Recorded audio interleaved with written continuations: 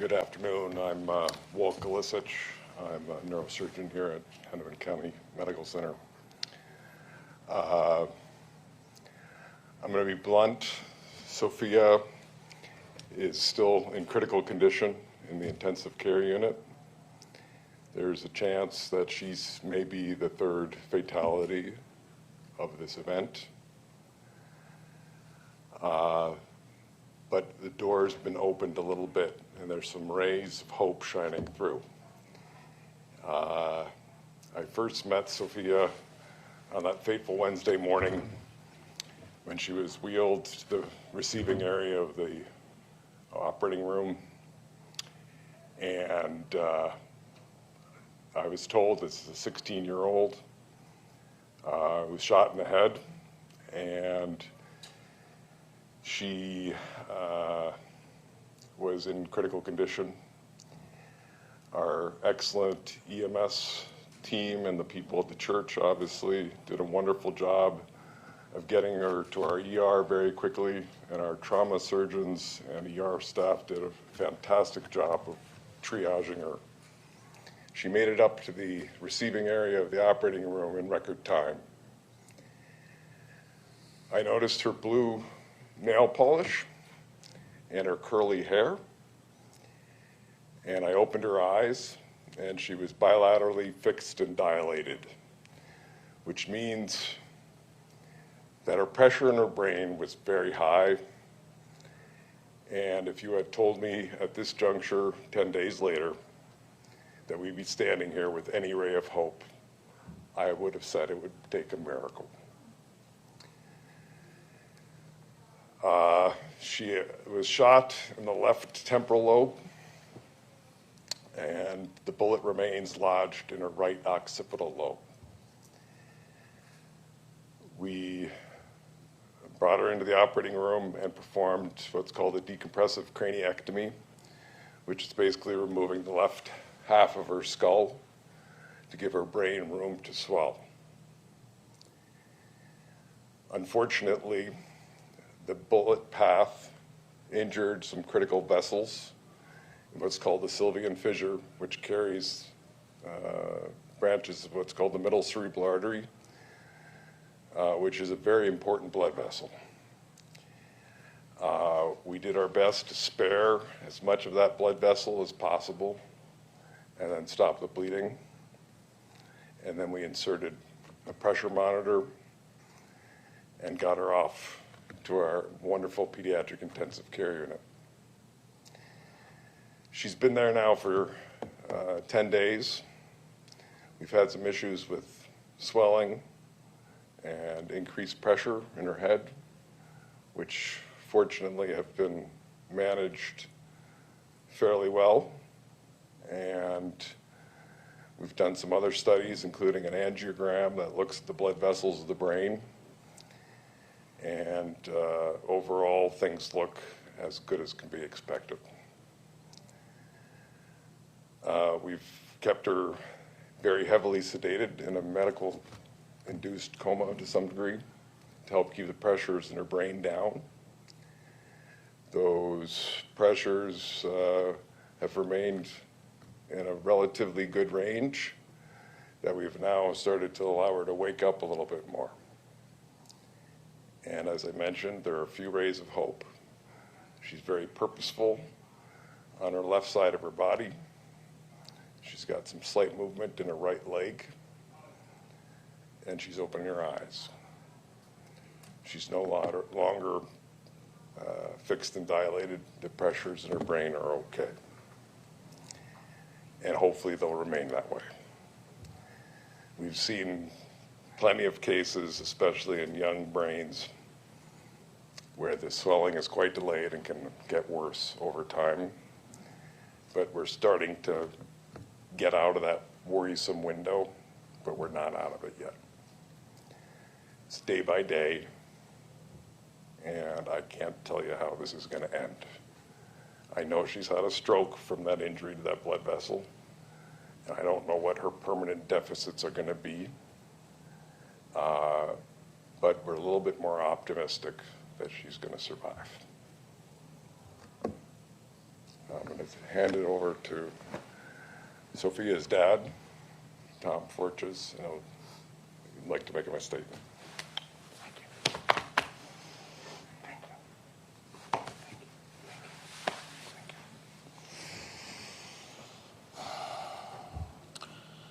Just over 1 week ago, the world witnessed a heinous act committed by a coward to carry out such an atrocity against innocent children.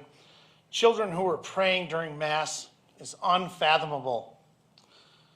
In this horrific act of violence, my daughter, my precious angel, my kuklamu Sophia, suffered a gunshot wound to the head. Sophia is kind. She is brilliant. She is full of life. She is an innocent child who was attacked while in prayer. Words cannot begin to describe the terror and heartbreak that come with learning such devastating details. These past 10 days have been the longest and hardest of our lives.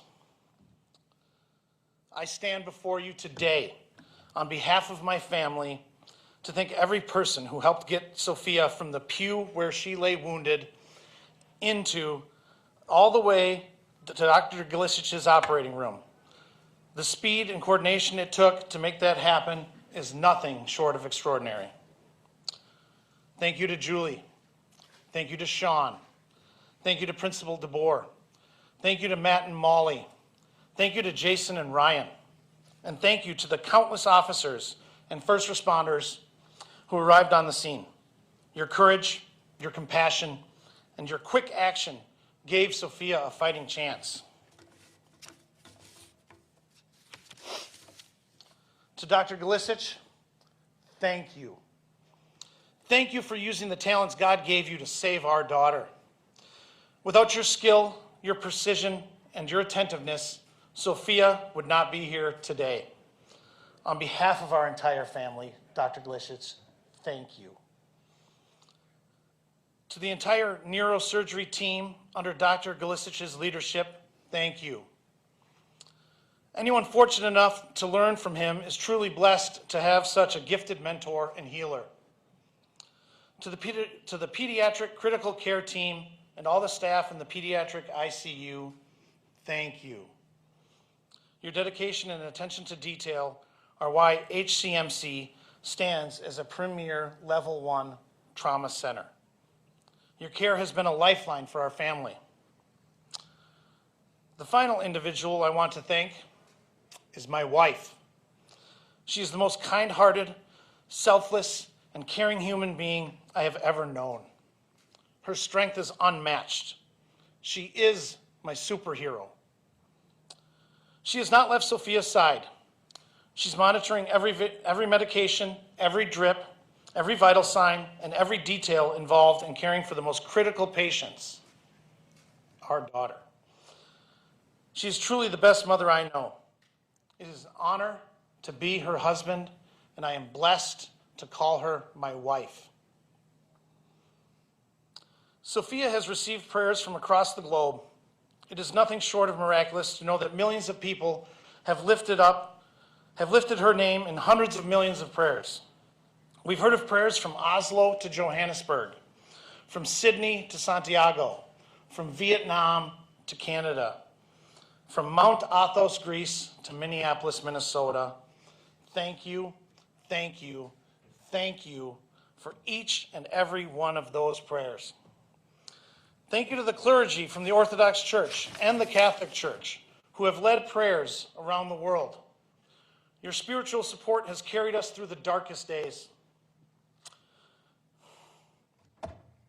The Forchas family extends its deepest sympathies and condolences to the Merkel and Moisky families. When I spoke to my 9-year-old son about his schoolmates who were murdered, he had these kind words to say about Harper and Fletcher. Harper is the most kind, and she's just a really nice girl. She had so many friends and is never mean to anyone. And when I told him about Fletcher, he said, Fletcher, oh no. He is so good at everything he does. He's friends with everyone, and he is such a good friend to all of us. May the memories of Harper Moisky and Fletcher Merkel be eternal.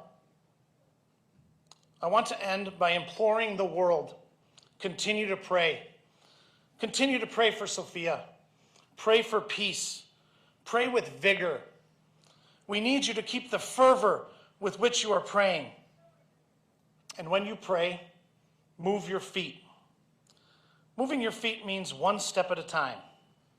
It means volunteering your time. It means donating blood. It means listening to someone who's hurting. It means asking yourself, what would Jesus want me to do? And if you don't know Jesus, learn to follow him. His path will lead you back to prayer. Thank you to everyone who has helped us through this nightmare. Your courage, your compassion, and your love have carried us. Sophia is strong. Sophia is fighting. And Sophia is going to win this fight for all of humanity.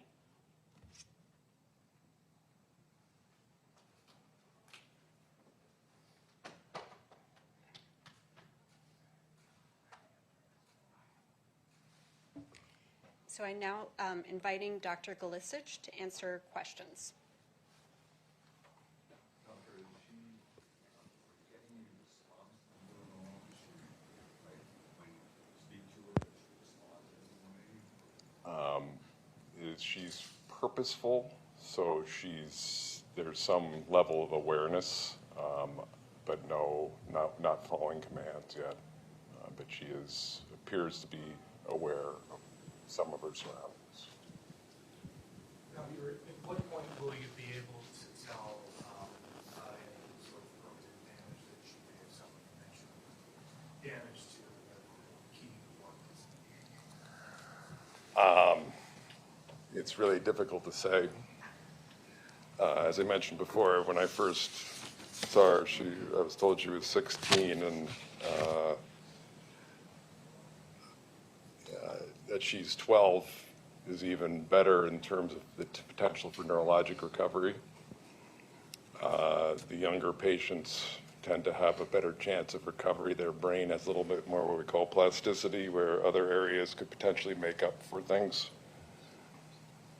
I'm optimistic about the leg function returning. She'll probably get some improvement in her right arm.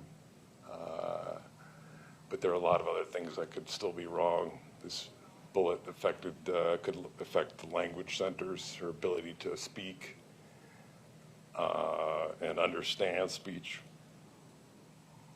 But we're banking on that plasticity of the brain in a 12-year-old that it's going to improve. I just don't know where this is going to end, though. And every case is different. But we're trending in the right direction at this point. Mind if I ask, doctor, this is pretty tough on first responders too. How are you and your team? You're right, it is. But this is about Sophia today, and we want to keep the focus on her. But yeah, you're absolutely right. It's very difficult for everybody involved. You had mentioned a bullet in the brain. Is this something does that stay there? Can you remove that at some point, or how does that work? It's lodged in the right occipital lobe, which means it crossed from one hemisphere into the other. There is no benefit to taking it out at this juncture. It would not improve her recovery, and actually could be harmful to try to remove it, because you'd have to go through normal brain to get there.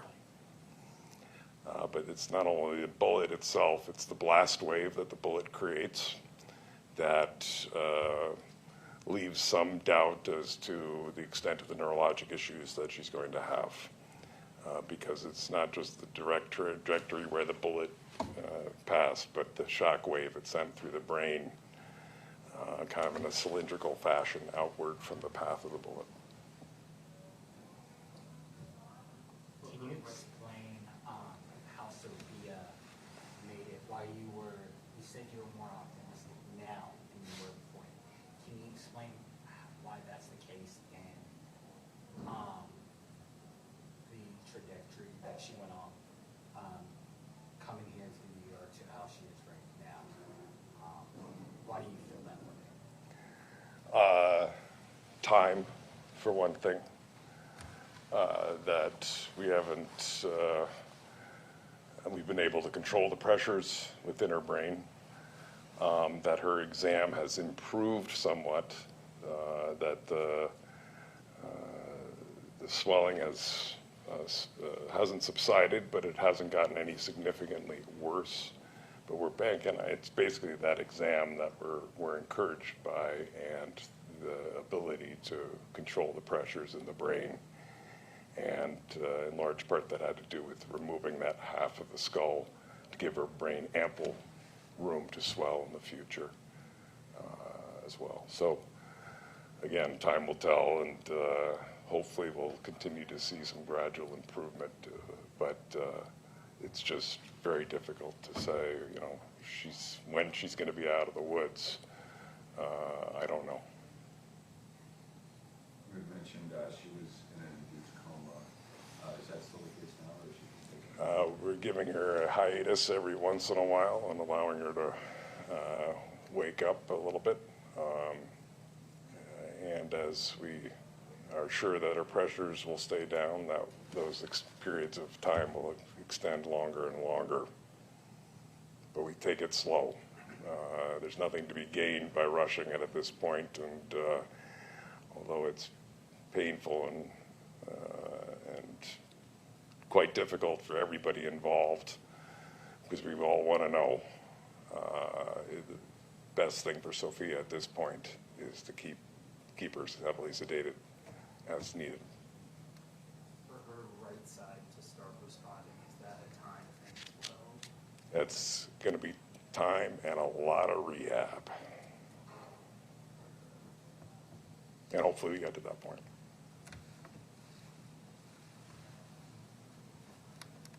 Any takeaway you'd like to share? Well, it's a lot today.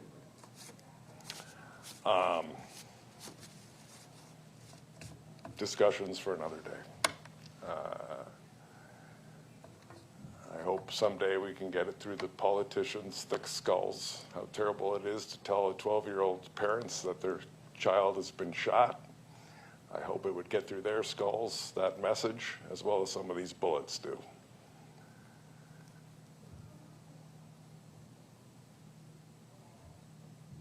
Can you talk about the mental health that victims go through and that their families will go through? Because there's a lot of talk at the federal level that the shooter may have been inspired or being blamed on SSRIs. Can you talk from the victim standpoint and the police as a neurosurgeon, how that affects their neuropsyche development going forward? I'm not qualified to discuss that.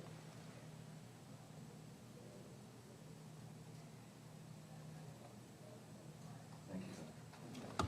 Thank you. I want to thank everyone for coming today. If you have any follow-up questions, please reach out to media@hcmed.org. And I just want to thank everyone for joining us today. Thank you.